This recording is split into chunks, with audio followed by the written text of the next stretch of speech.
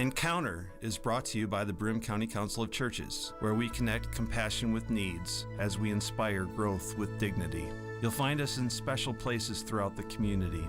For those who remain hungry, we provide meals. For those who are challenged, we build wheelchair ramps. We comfort those who are ill, minister to those who are confined, and we remain an advocate for change and understanding on behalf of every element of our community.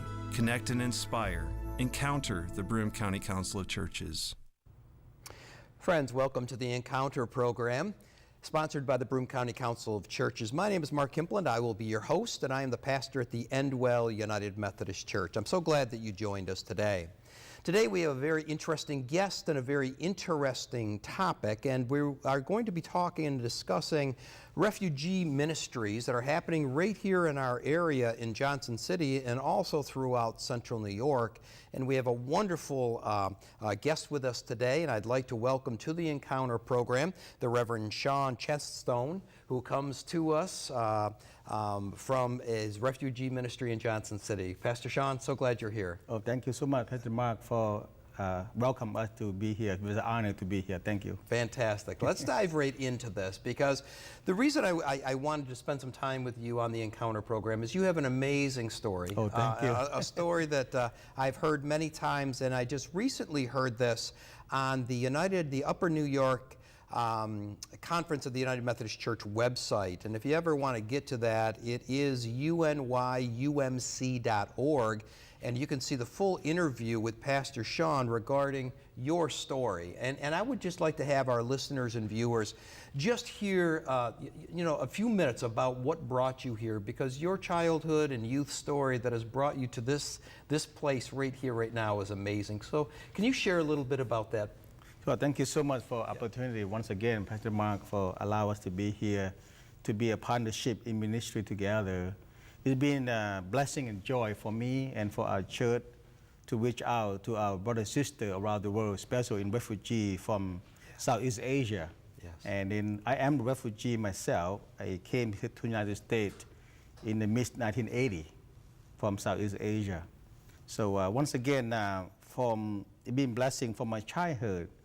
And I grew up in the Southeast Asia. The country that I love the most is my homeland, is the country of Laos. Yes. It's a beautiful country, but unfortunately, many things had changed in Southeast Asia after 1975. It began in Vietnam. So as many of you, Vietnam is some good some experience and bad experience. So after the Vietnam fall, especially in the U.S. government had withdrawn from South Vietnam between 1968 to 1975, many things had changed in my country, extremely changing. The Communist Party in Vietnam have joined with communists in Laos, have came to our country, and many things had changed, affect my family extremely. And my family was, especially my father, he served in the army.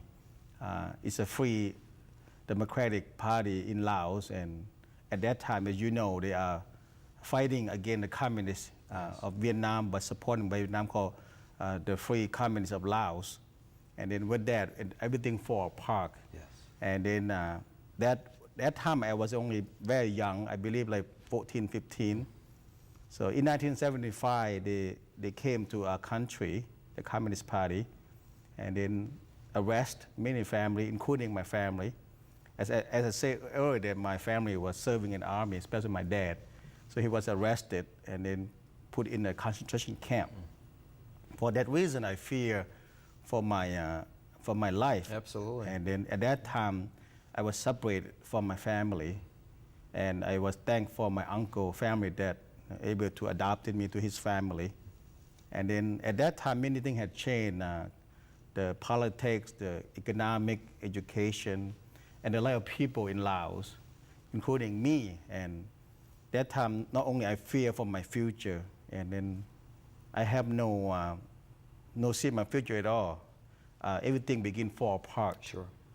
So I was looking and searching for the future.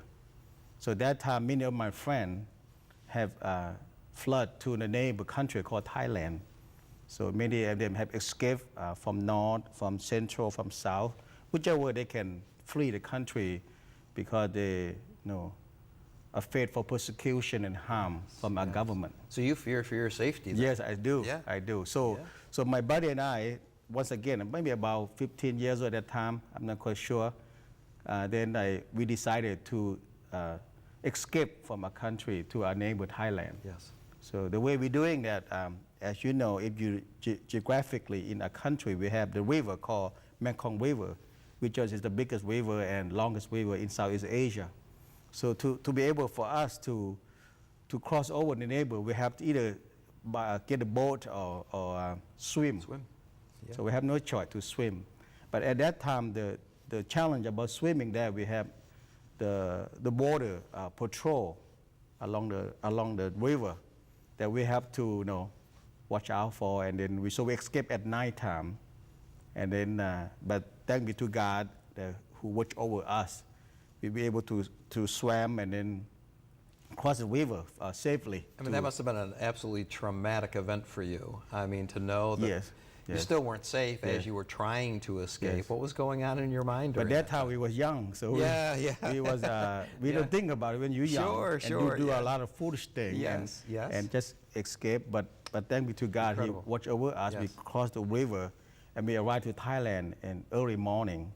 So when we get there early morning, we met with the patrol from Thailand, the border. So when we arrived, they arrest us right away. And in my mind, I said, why they arrest us? Because I was seeking for safety, for peace for this country. Yes. I know Thailand is a free country. They welcome people. But I don't realize I break the law by into the country illegally. Okay. So when they arrest us, they put us in prison. And then they investigate us why we escape. And they also, as I said earlier, we have a lot of political between country to country. They are afraid that we might sending by the Lao government or something to the country. So they do a lot of investigation, and we finally told them that our story, that we seeking safety because our country had changed. So therefore, when they arrest us, they put us in local prison for 6 months. Incredible. And then by the Thai government, because many refugees have fled to the country, so they relocate us from the local prison to a refugee camp. Okay. So you find yourself now in this refugee camp. Yes. You're still a teenager. Yes. At this time. Yes.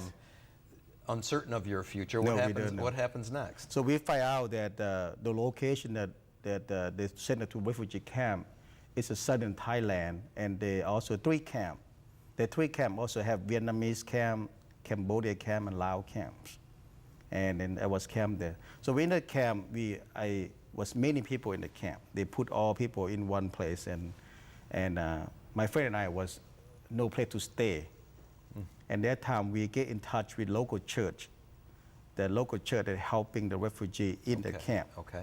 So we met the Lao pastor and a missionary American pastor from United States, and we have explained who we are and why we're here.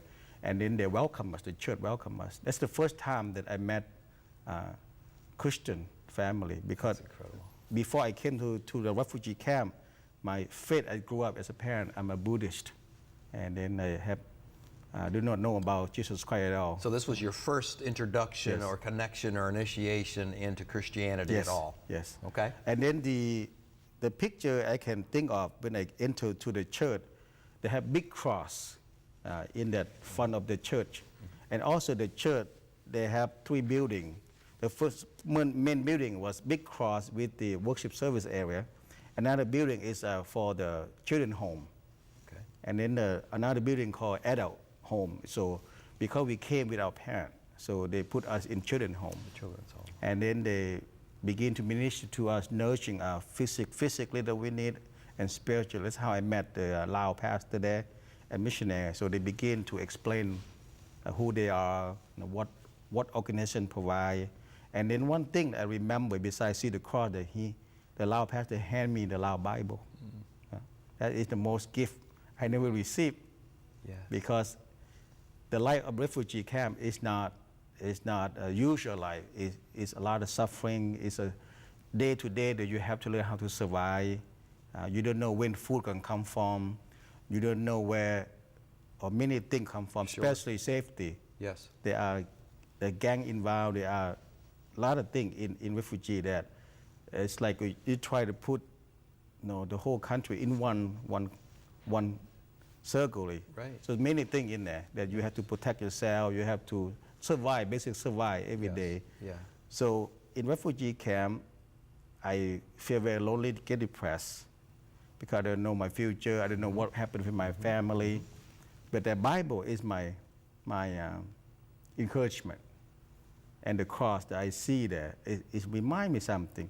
And then I begin to read the Bible, and especially the book of John, and see the life of Christ that had been through suffering and many things that persecution.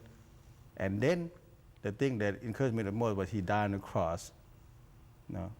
Go to the trial and all that. He's nothing wrong with him. They don't find guilty of him, but he done it for us. Yes.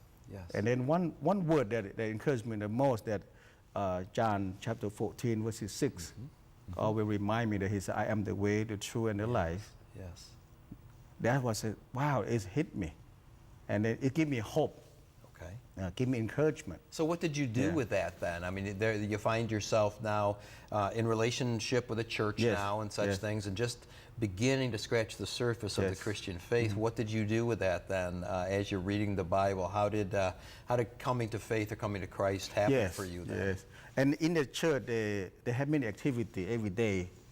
They have worship service there every day. And then one thing that's special in my heart was Easter season. So when Easter season comes, the missionary, the Lao pastor, put all the program together and show the Jesus film in my own language. Okay. And that film changing my life.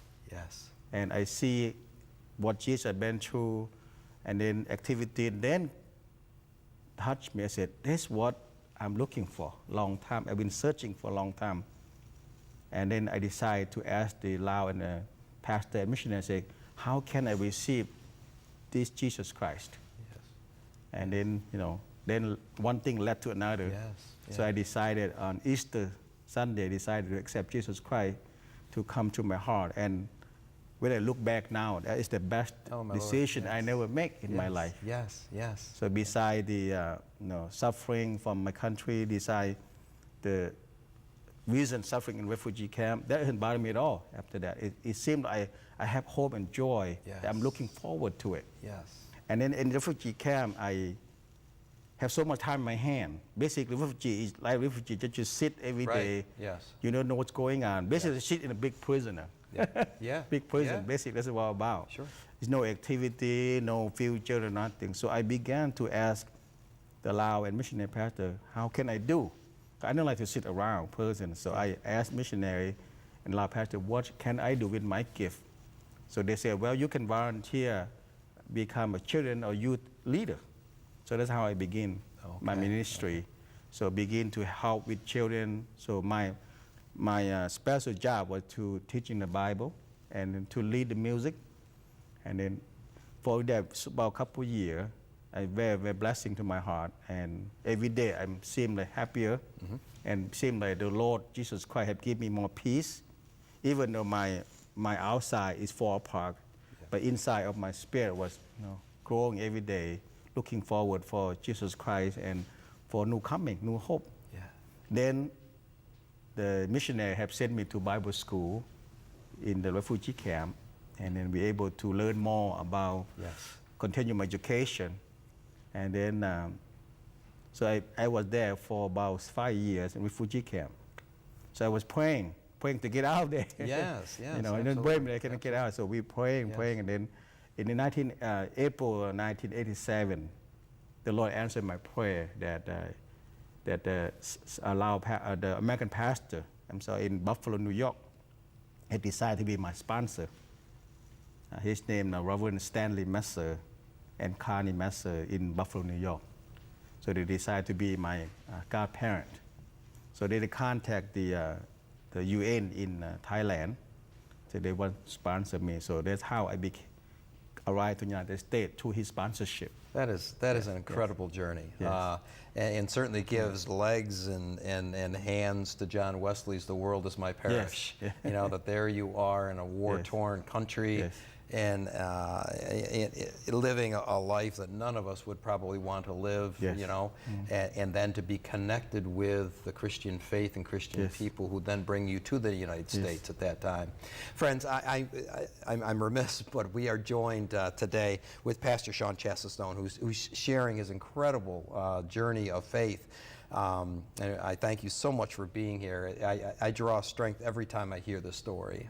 Thank you. And I know that this is going to touch the hearts of many. So you now are connected with this missionary in the States, in Buffalo. So you come to the United States. Yes. What happens after that? So when I came here, I always believe in education.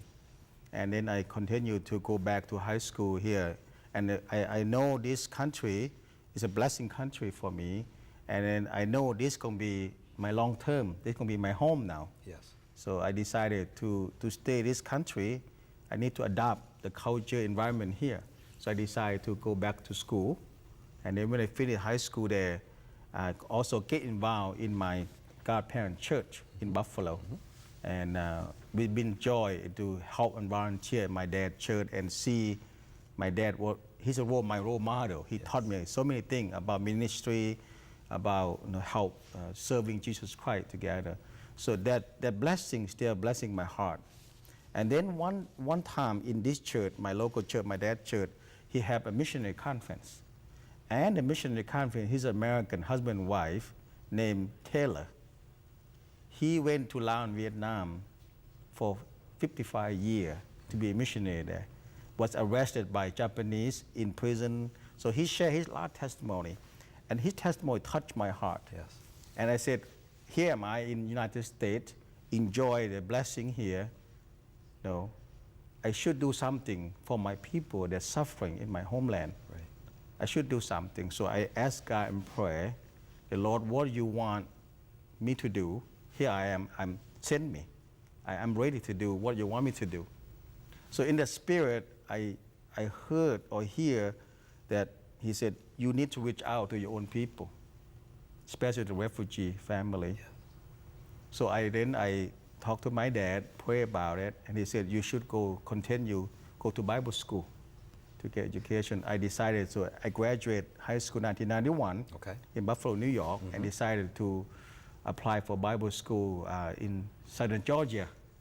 Yes. Because I was going to say, this is too cold. I need to look in someplace warm. Yeah, warmer. So I found the Bible school in southern Georgia. Okay. So I applied, accepted. So I went to school there, attending Bible school in 1991. Okay. And then I majored in missionary and church planting. So make story short, I finished school there in 4 years, and then started a first church in Georgia with brother and sister from Laos. Awesome. So met them and pastored there. And the church planting is beginning of my experience of church planter, and also been blessing. Then stayed there until in Georgia 1996. Okay. And then ministry in the church. And then during that time, the Lao church in Georgia connect with another Lao church in North Carolina, Charlotte, North Carolina. So invite us to go and fellowship and then activity. So I'm still volunteer in Georgia, be a pastor, and then also volunteer as a youth leader in North Carolina. Wow. Then North Carolina Lao church had connected in Johnson City church here. Isn't that incredible? So in the summer, the year, I believe 1998 or 99, they had a youth Lao conference here in Johnson City here. So I brought a youth from Georgia and North Carolina to come here to have worship. So when they come here, I just volunteer, but now I look back, it's a Lord planned. Absolutely. So when I came here, I met my future wife here. So she